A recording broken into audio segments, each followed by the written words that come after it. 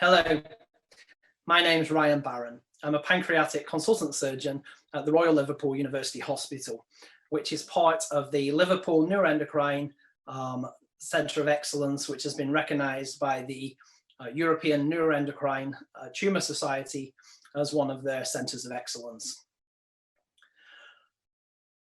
As well as being a consultant pancreatic surgeon, I act as the pancreatic lead within the Liverpool Neuroendocrine Centre. I completed my medical degree at the University of Oxford in 2004 and my PhD within the University of Liverpool. I am a consultant surgeon and hold my fellowship at the Royal College of Surgeons with the Royal College of Surgeons of England. I completed a fellowship in advanced pancreatic surgery in Heidelberg, and the picture shows me alongside Professor Marcus Buchler, one of Europe's leading pancreatic surgeons. The pancreas is an organ which sits with its head just to the right-hand side of the midline, just below the rib cage. It has two main functions. One is in the digestion of food by producing enzymes, which pass from the pancreas into the first part of the small bowel, known as the duodenum, just after the stomach. The second role of the pancreas is in regulating blood sugars, and it does this very closely by producing a number of hormones, including insulin and glucagon, that keep blood sugar regulation very tightly controlled. When patients get a problem with the pancreas, the symptoms can be very vague and difficult to pinpoint initially. These include vague abdominal pain and sometimes nausea. If the lesion within the pancreas causes a blockage to the bile ducts, the main duct carrying bile from the liver to the small bowel, this blockage leads to bile having to escape from the liver into the bloodstream, which is then circulated around the body, accumulating in the body tissues, including the skin and the whites of the eyes. And this can present as jaundice, where you may notice a yellow color. New lesions within the pancreas can present with new onset diabetes, but there are obviously other reasons for this, and pancreatic lesions only account for around 1% of new onset diabetes. Patients also notice weight loss and can sometimes experience an oily diarrhea, which can be particularly foul smelling, known as steatorrhea. Some neuroendocrine tumors produce hormones, and this can result in a functional syndrome, which varies depending on the type of hormone produced by the tumor. The pancreatic organ is very close to a number of major blood vessels. These include the superior mesenteric vein and portal vein, which carry blood from the small bowel up to the liver, as well as a number of arteries, including the celiac axis and common hepatic artery, the main artery carrying oxygenated blood to the liver, and the superior mesenteric artery, the main artery carrying blood to the small bowel. When these become involved in the lesion, it can lead to it being borderline resectable or even unresectable. Pancreas surgery is major surgery that is complex and can lead to surgical complications. The main complications related to pancreatic surgery include bleeding, as the organ is very close to these major blood vessels, postoperative pancreatic fistula, which is when a leak develops with pancreatic juice leaking from within the pancreas organ. This can either be at a part of the gland that's being divided, or where a join is made between the pancreas and the small bowel, and we'll discuss this more later. There can be problems related to infection, which may be intra-abdominal, within the wound, or even a chest infection after being on a ventilator. Some patients experience delayed gastric emptying, where after surgery and potential replumbing, the stomach can be slow to empty initially after surgery. Some patients develop what's known as type 3 diabetes, as the pancreas produces hormones controlling blood sugars. Removing parts of the pancreas can reduce the number of circulating hormones, and if there's not enough of these, diabetes can result. If the tumor is within the head of the pancreas, then resection of the head of the pancreas can result in type 3 diabetes developing in around 1 in 5 patients. Whereas if the tail of the pancreas is resected, which has a higher concentration of islet cells which produce the hormones, the risk is around 2 in 5. As well as its hormone function, we mentioned the pancreas makes enzymes. And after resection, if there's no longer enough enzymes, this can lead to digestion problems. This can include malabsorption, leading to steatorrhea, the oily diarrhea, and also to weight loss if patients are not absorbing enough nutrients. This can usually be remedied by taking a medicine called Creon, which is a capsule that contains pancreas enzymes. This supplement is taken with each meal or snack following surgery. Other common complications can include blood clots, and with any major surgery on the pancreas, there's a risk to life. Within international and national studies, this risk when pancreas surgery is performed in high volume centers is around 4% or 4 in 100. When pancreatic surgery is performed in very specialist, super high volume centers, this risk can be lowered even further. And within our center in Liverpool, the risk to life from a Whipple procedure to remove the head of the pancreas is between 1 and 2%, 1 to 2 in 100, and with an operation on the tail of the pancreas is less than 1 in 100. There are a number of procedures that can be performed when resecting a pancreas lesion and for pancreas surgery. These include parenchymal sparing surgery, where just the tumor or a very small part of the pancreas is removed, and these include enucleation and central pancreatectomy. The most commonly performed procedures for neuroendocrine tumors of the pancreas are the formal resection procedures. This includes left or distal pancreatectomy, a pancreatoduodenectomy, also known as a Whipple or PPPD when the lesion involves the head of the pancreas, and sometimes a total pancreatectomy if the tumor involves the entire pancreas gland or if there are many tumors within the pancreas. In some cases, pancreas surgery is not possible and the tumor is inoperable. Some of these patients can develop symptoms by the tumor leading to blockage of either the passage of food from the stomach into the bowel or with passage of bile through the bile duct from the liver into the small bowel.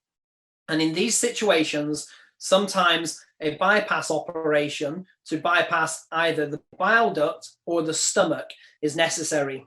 There are alternatives to these procedures, including the use of stents, which can be placed endoscopically using a camera and may be more appropriate in some patients. In very occasional situations, it can be considered to remove both a pancreas lesion and spread or metastasis to the liver.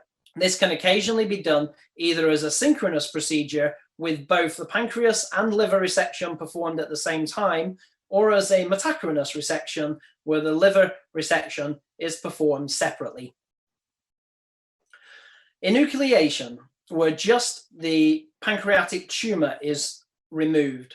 This has the advantage that it preserves the maximum volume of pancreas to reduce the risk of pancreatic exocrine insufficiency or a lack of enzymes, as well as reducing the risk of diabetes.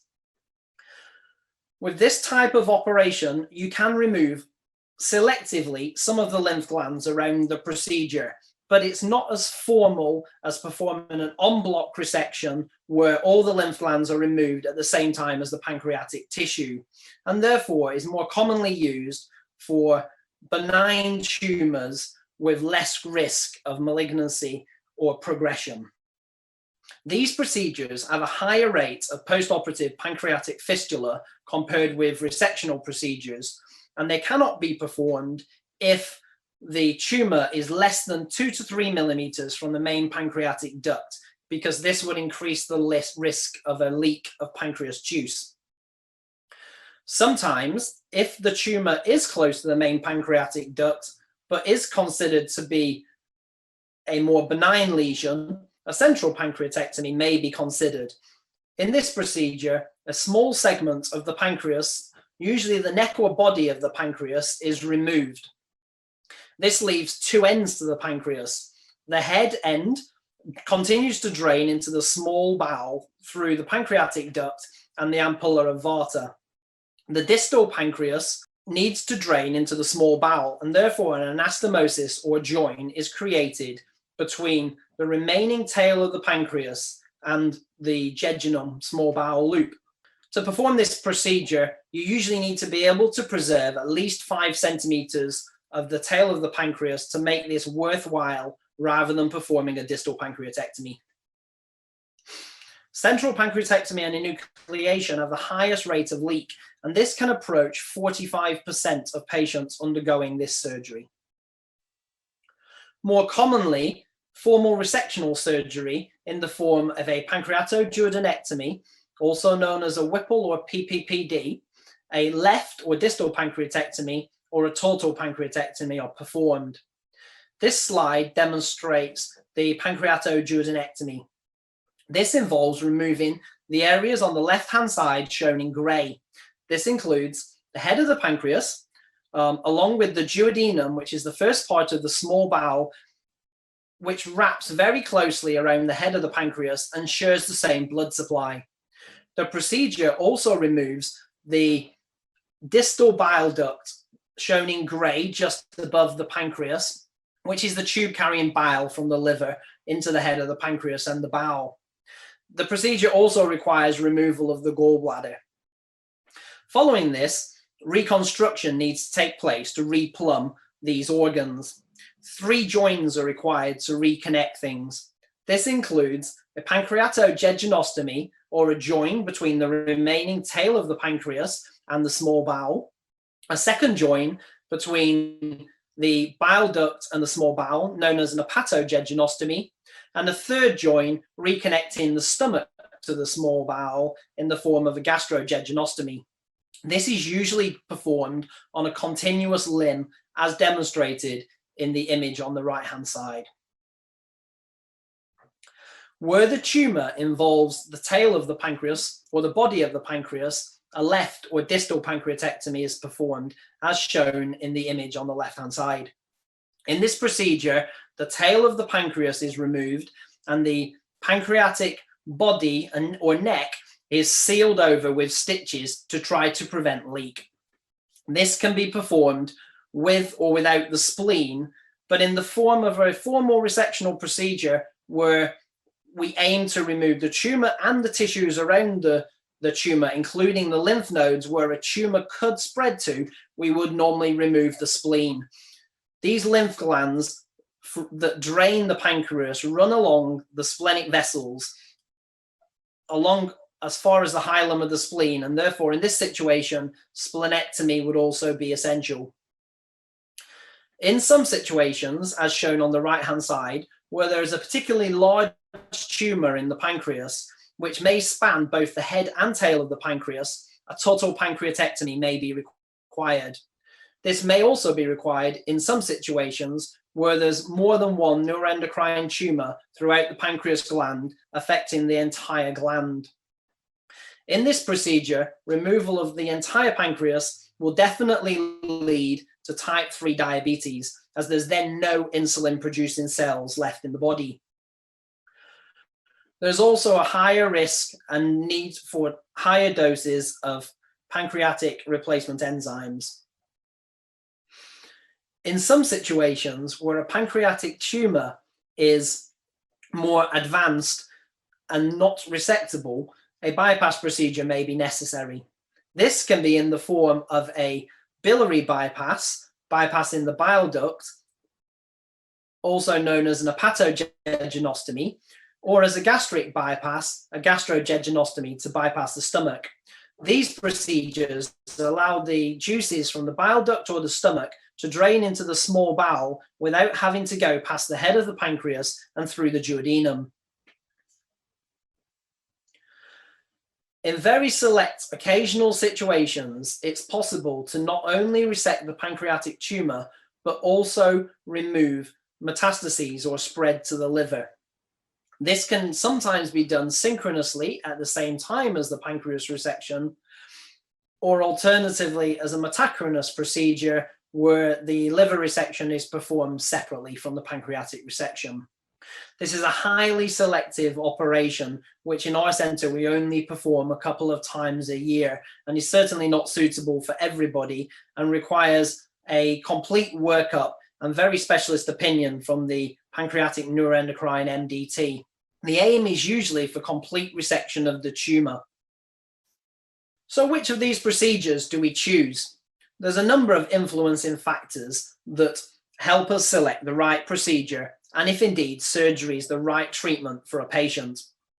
These include factors related to the tumor biology, factors related to the anatomy of the tumor, which is seen on imaging, and also patient factors. Within tumor biology, the grade of the tumor, whether this is grade 1, 2, or 3, which are defined by how aggressively dividing the tumor is very important. Also, whether the tumor is a functional tumor producing pancreatic hormones or a non-functioning tumor not producing any hormones makes a difference to whether surgery may or may not be required. Most tumors, 60 to 90% of neuroendocrine tumors, are sporadic or spontaneously occurring. However, a number do occur within hereditary syndromes, such as multiple endocrine neoplasia type 1, von Hippel-Lindau syndrome, neurofibromatosis type 1, or tuberous sclerosis. The anatomy is important, and depending on which part of the pancreas the tumor involves clearly defines what type of surgery needs to be performed. Other important factors include the size of the tumor, whether there's a single tumor or multiple tumors throughout the pancreas, and whether the tumor is localized only within the pancreas or whether there is already evidence of metastasis to the liver or other organs. Other key structures around the pancreas also determine the type of operation that needs to be performed. Sometimes tumors can involve those major vascular structures around the pancreas or even other organs, commonly including the stomach, the adrenal gland, or the kidney. Patient factors are equally important, and it's important to ensure patients are selected for surgery and appropriately fit to undergo such a major procedure. Measuring performance status and frailty index can help guide choosing the right patients for surgery. Other medical conditions can also contribute to making the decision whether a patient should undergo surgery. And clearly, patient choice and wishes needs to be appropriately explored and considered, involving the patient maximally when making any of these decisions. So to understand those influencing factors, we need to perform a number of investigations. Is the tumor functional? As well as taking a detailed history of the symptoms a patient has, measuring fasting gut hormones can suggest whether a tumor is functional, producing insulin, an insulinoma, gastrin, a gastrinoma, glucagon, a glucagonoma, vasoactive intestinal peptide, or a VIPoma, or somatostatin, in the case of a somatostatinoma. There are also a couple of neuroendocrine markers that can guide disease progression. These are more generic markers produced by a number of tumors without an associated syndrome, and these would include chromogranin A and pancreatic polypeptide. The major imaging modality we use in assessing neuroendocrine tumors is a pancreas protocol CT, which uses a dye injected into the bloodstream, which can be taken up through the bloodstream by the body tissues. And this can help us see most pancreatic neuroendocrine tumors as a hyper-enhancing bright white lesion within the pancreas, as you can see in this image in the tail of the pancreas. As well as a CT pancreas, usually patients would also undergo a CT thorax of the lungs to look for any spread that the tumor may have spread to the lungs. This is important in staging the tumor. If considering surgery, a gallium-68 labeled somatostatin analog PET-CT scan is crucial. This scan is much more detailed and accurate than previously used somatostatin receptor scintigraphy or Octria scan. In this case, you can see there's a large pancreatic neuroendocrine tumor involving the head of the pancreas, but smaller lesions within the uncinate process just below the largest lesion, and also distally within the tail of the pancreas, as well as looking for multiple neuroendocrine tumors. The gallium-labeled scan can also look for spread of the disease elsewhere in the body, which would influence management. In some situations, we need to perform an endoscopic ultrasound. This can have a number of benefits. In some syndromes, such as MEN1, where tumors are more commonly multiple, it may help find additional lesions within the pancreas and is very accurate for this purpose.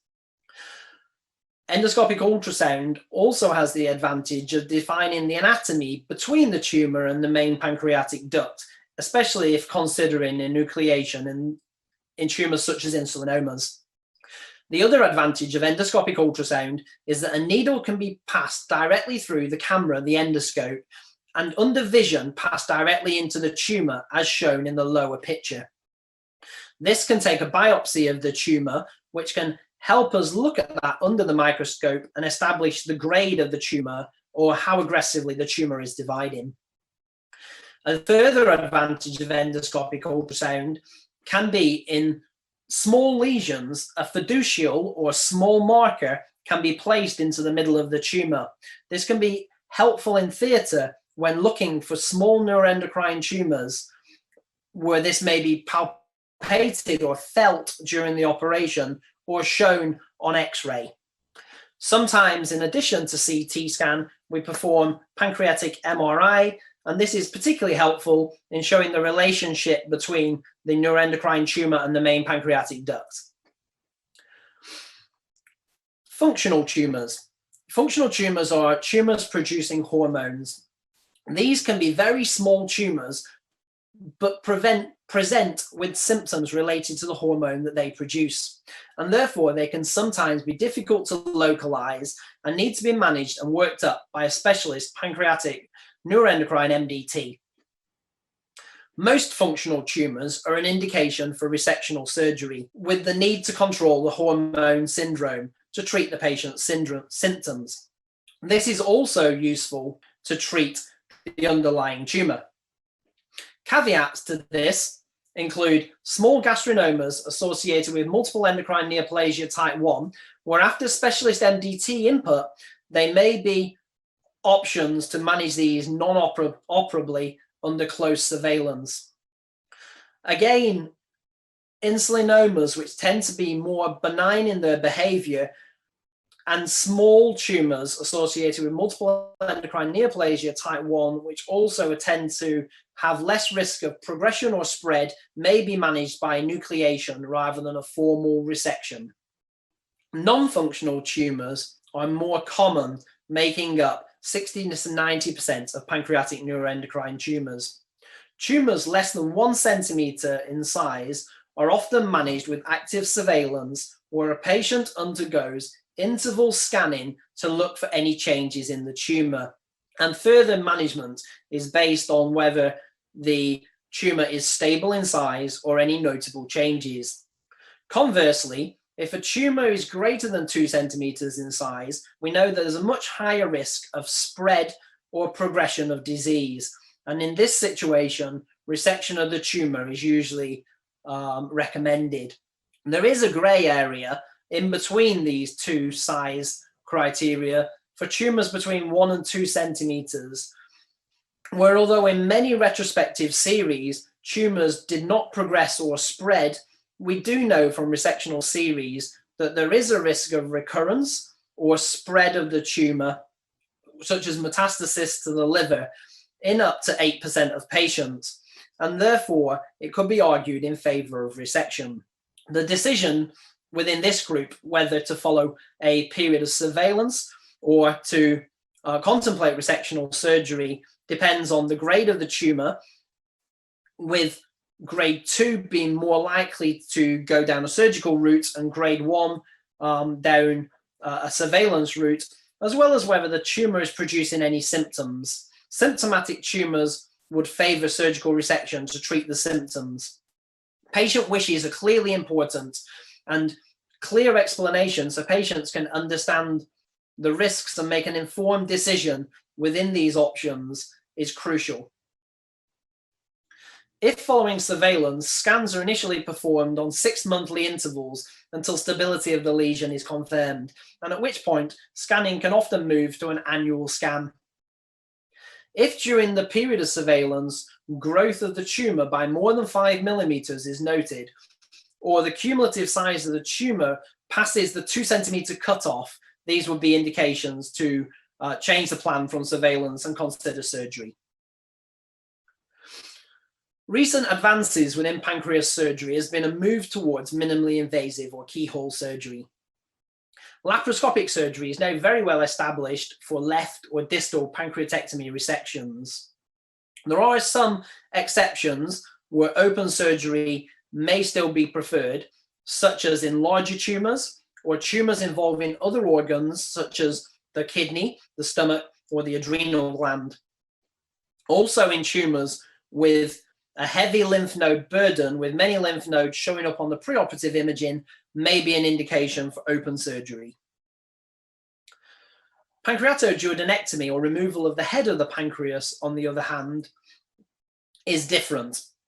We know from the Leopard 2 trial that when performing this procedure laparoscopically, there is a higher risk to life and a longer time to functional recovery for patients and a longer length of hospital stay compared with open surgery. And therefore, this has to be carefully balanced. A minimally invasive surgery should only be performed in high volume centers by experienced surgeons. Over recent years, there's been a move towards robotic surgery, and this is now becoming available within HPB and pancreas centers in the UK. There are, however, currently only a few centers offering robotic surgery, although this number is expanding. Studies have demonstrated a reduction in the conversion rate from minimally invasive surgery to open surgery when using robotic surgery compared with laparoscopic surgery, and also to a reduced length of stay when performing distal pancreatectomy robotically as opposed to using laparoscopic techniques. There are also possible advantages of robotic surgery when performing a pancreatoduodenectomy, which has been suggested in early studies to be safe, and further work will be needed to see whether we can advance this over future years. Where tumors involve the main blood vessels, there can still be an option for surgery. These tumors are known as borderline resectable tumors. This is less common in pancreatic neuroendocrine tumors than in other forms of pancreatic cancer. Careful assessment should be made through a specialist neuroendocrine center and a specialist pancreatic surgery high volume center. Surgery when the tumor involves the vessels is at higher risk, and surgery should be performed in specialist high volume pancreas centers. Sometimes venous reconstruction may be required to allow resection of the tumor. The two pictures on the left-hand side of the screen demonstrate venous resection techniques. The upper picture shows a small side resection off the side of the portal vein, where the main portal vein remains in continuity and a small part has been removed and closed with stitches. This can only be performed when it doesn't result in significant narrowing of the vein, as in the above picture. Sometimes, as in the lower picture, it's not possible to do this, and a segment of vein may need to be removed. In this case, a segment of the vein has been removed with the tumor, and the vein has been rejoined together. In some situations, resection of liver metastases can be considered at the same time as pancreas surgery, although this does remain controversial. All the evidence for this is based on retrospective studies comparing patients who underwent surgery with those that didn't, and the groups of patients in these studies tend to be very heterogeneous or different between the two groups, which makes the comparison difficult. If contemplating this kind of surgery, patients should be managed through specialist neuroendocrine MDTs and in high volume specialist pancreatic centers. Usually we would consider this kind of procedure when we were aiming for complete resection of the disease, including the pancreatic tumor and all the liver metastases, known as an R0 resection. The rule for this type of surgery is less clear if it's not anticipated that you could remove all of the disease that spread beyond the pancreas, known as cytoreductive surgery. Although this can be considered on individual case-by-case bases at specialist MDTs. In very, very rare situations, particularly where a tumor has been stable with systemic treatment for a period of time, transplant of the liver may be considered. However, this is not a commonly performed procedure. All these decisions involving patients are made through a multidisciplinary setting. Our multidisciplinary team in Liverpool involves gastroenterologists, endocrinologists, a team of pancreatic surgeons, liver surgeons, colorectal surgeons, a specialist neuroendocrine oncologist, specialist neuroendocrine specialist nurses, a team of neuroendocrine specialist radiologists, as well as nuclear medicine specialists, cardiologists with interests in carcinoid heart disease, and input from our pathology team. It's only by working in this multidisciplinary, multimodal way that we can make the right decisions for patients. Following discussion of a case at the pancreatic multidisciplinary team meeting, it can be arranged for the patient to see the most appropriate specialist or specialists. In that consultation, the risks, the benefits, and any alternative treatment options can be discussed in an informed way with patients, allowing patients to make informed decisions about the care they wish to receive. Specialist nursing support is critical for supporting patients through this period. And as we mentioned within patient factors, multidisciplinary objective assessment of fitness for major surgery is also crucial. This is usually done in conjunction with our anaesthetic colleagues at a formal anaesthetic assessment. Surgery is not the right treatment for everyone, but it's important to remember there are many other modalities of treatment available for pancreatic neuroendocrine tumor, and that in many cases, these treatments can lead to prolonged control of the disease and the symptoms that can result. I'd like to thank the people within the Liverpool European Neuroendocrine Tumor Centre of Excellence, as well as my colleagues that have helped contribute towards this presentation listed on the left-hand side. On the right, you can see our future new hospital, which is in the process of being built, and we look forward to managing our patients in this centre in the future. Thank you for listening.